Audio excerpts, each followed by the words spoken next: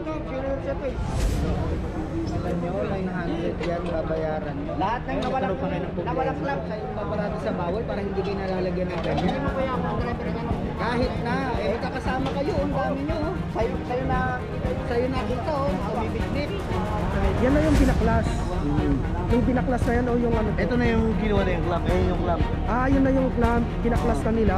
Pabayaran dapat yan, madalas na. Natatampihan namin.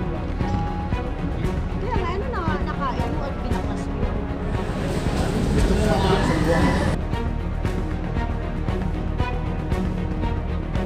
Kasi yung pampa, nahuli yan eh.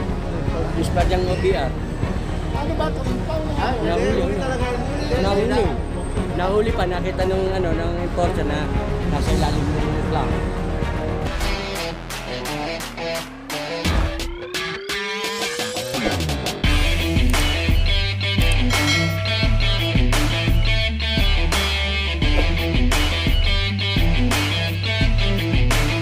Okay guys, ito na po yung jeep ni Kuya. Yung nagpaklas. So ito yung naklamp nung September 10. Bali 11 days bago po nahuli. So napara po ng ating mga enforcer. Hindi ko lang alam kung saan po siya napara. Basta napara po siya ng ating mga enforcer. Nung chinek po yung kanyang OBR expired. And then yung ating clamp is nakita po nila dito sa loob. Ayan, nandito po siya. Dala-dala po niya. And dahil po yung isa sa mga ebidensya na talagang binaklas po niya yung clamp ng NTPB. Ayun, yung nagbaklas ng clamp. Ayan ba yung jeep, sir? Ayun o.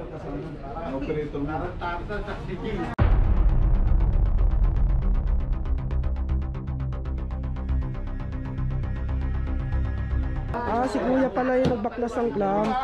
Bali yun si Kuya, wala palang lisensya na huli.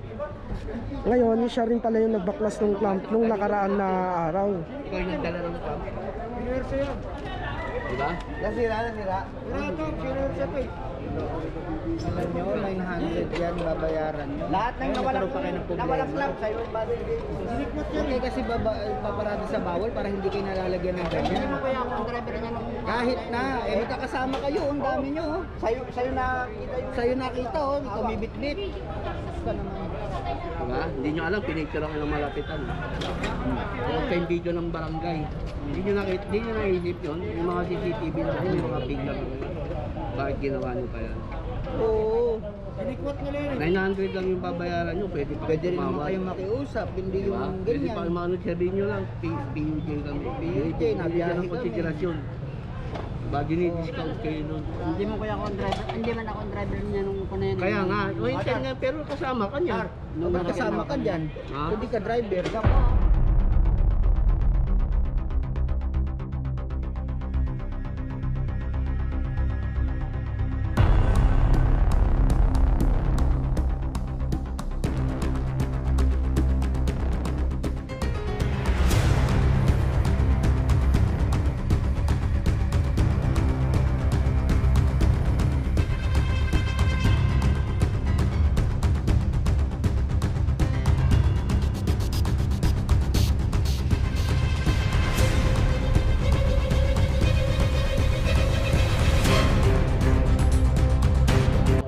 Bukod dyan, may mga video pa kung paano nyo hiniklat hanggang sa pag-alis nyo. Kaya huwag mong ipakatira na Hindi ka kasali flat dyan. yan. Kung may flat yan, may vulcanizing yung pinanggalingan nyo. Oo. Ito lang kuya. Pag flat yan, hindi namin ginagalaw yan. Ayun, hindi naman flat yan. Tingin mo ba flat yan? Nasingaw kuya, nasingaw yan, ang gulong na yan. Hindi flat yan. Oo. Nung dating namin, lapat na. Kaya huwag kayo gagawa ng kalokohan kuya. Kasi kami coordinated kami sa MTPB. Kita mo, hindi ka namin hinanap. Nakita ka ng mga importer. Nakapit siya. Kasi coordinated kami. Pag may nawawalang clamp, kino-coordinate kami sa mga naka-posting namin ng MTPB. Para pag dumaan kayo, at saka kaya kakilala ka ng MTPB. Sila kapto, di ba? Kakilala kayo, hindi ba kayo usap kayo, pwede naman yun eh. Diba? Huwag na yung gumawa ng ano kasi government yan. Paano kayo eh? Kaming dalawa na-record namin na walang problema. Sila mismo nagsolicit. Bakit kayo ginagawa ng ganyan? Pwede nyo naman dito isoli sa amin yan. Kahit sabihin mo 10 kayong driver dyan, ba't nandiyan pa? Masama ka dyan. Kung alam ko lang. Ikaw pa may hawak. Yan, hindi ko rin alam ang pupunta rito eh. Yan na yung binaklas. Nung binaklas na yan o yung ano po? Ito na yung kinuha na yung clamp. Ayun yung clamp. Ah, yun na yung clamp. Binaklas na nila. Oo. Hawak-hawak ni kuya. Si kuya to. Oo. Ah, okay. Siya na mismo pala. Siya ba nakakuha? Bakit tinanggal mo kaya? Ma'am, hindi man po ako nagtanggal. Sino? Yung isang driver na. Oh, palitahin mo yung driver. Palitahin mo yung ano, yung kumuha ng clamp. Nasaan ang clamp? Hello. Ito na. Ito na. Oh, ayan. Sabi ko sa inyo, dapat government ano yan, property, hindi nyo dapat binabaklas. Nasaan ang nag-ano nga? May tuturo mo, hindi?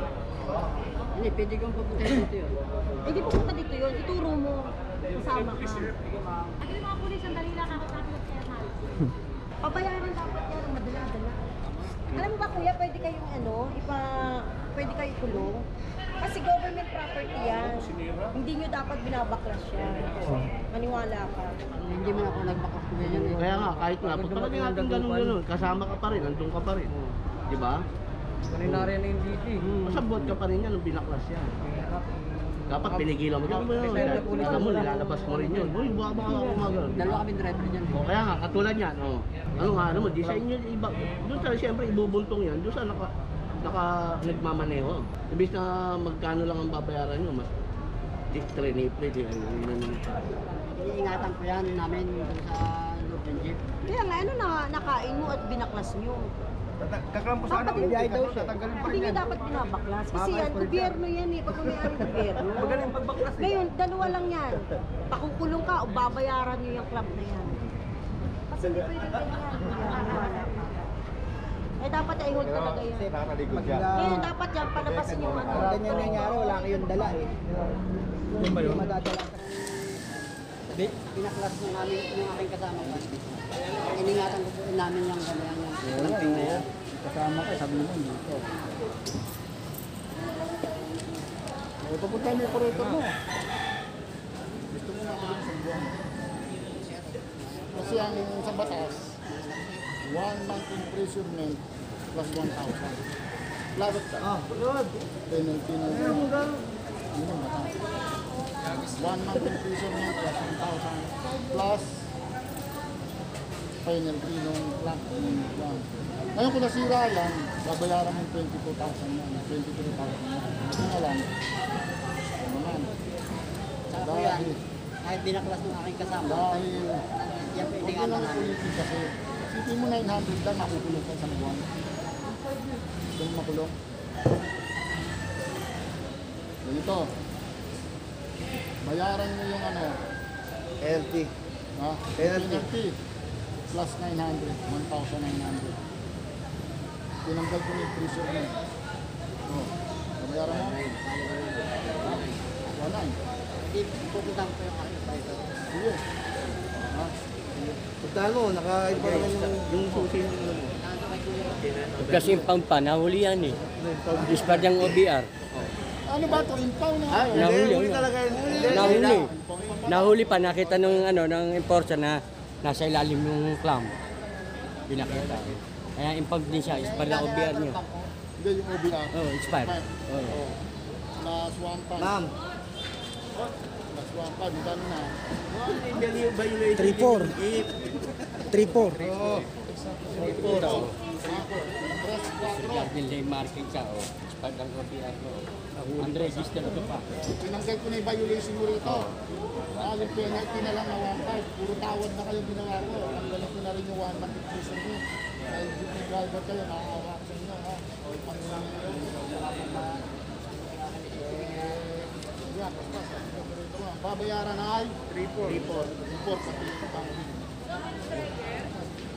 Before, 5,000. Ako, tumulong na ako sa'yo. 5,000 na rin. Tawad isang buwan. Ha? Yun, bait talaga ni Che. Bait ni chairman. Pinagbigyan pa si kuya. Yes. least napabayaran ko sa inyo na 23 lang. Penalty na lang. Ang operator mo, sabi mo, yung jeep naka-hold dito, kamo hindi masapasay. Pasay lang, hindi nababayaran di ba kayo? 3,400. Sino naman yan? 3-4. Tama lahat. Bali dalawa yung violation niya. Yung penalty, so hindi na po natuluyan yung violation. Ang babayaran lang po niya yung penalty at saka yung 900 pesos para sa clamp. And then yung pagka-impound ng kanyang jeep. So bali yung kanyang jeep, ayan, naka-clamp. And ayan, hanggat hindi po niya nababayaran, I think magkano na nga yun, mga nasa 3,000 plus lahat. Pero kung talagang hindi naawa sa kanya si chairman, talagang malaki-laki po yung kanyang babayaran. Okay? So dito ko na po tatapusin yung vlog ko. Maraming salamat mga lods. Sana antabayanan nyo lahat po yung ating mga update sa NTPB operation, okay? So someday magkakaroon rin tayo ng adventure vlog. Peace!